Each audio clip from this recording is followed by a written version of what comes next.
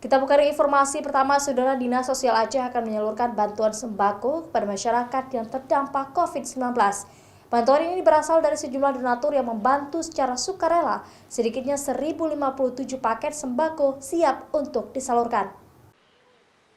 Dinsos Aceh telah menerima bantuan dari Forum Komunikasi Badan Usaha Milik Negara Daerah Aceh sebanyak 1.057 paket.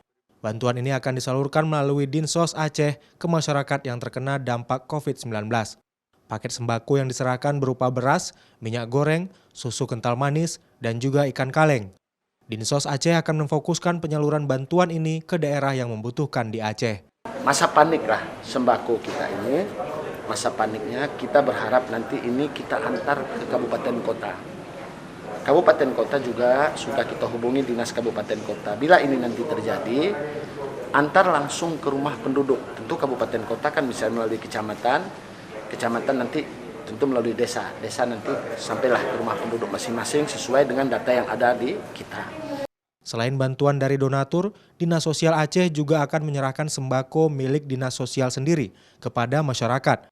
Karena kondisi masyarakat yang saat ini sangat membutuhkan bantuan di sejumlah kabupaten, apalagi menjelang bulan Ramadan.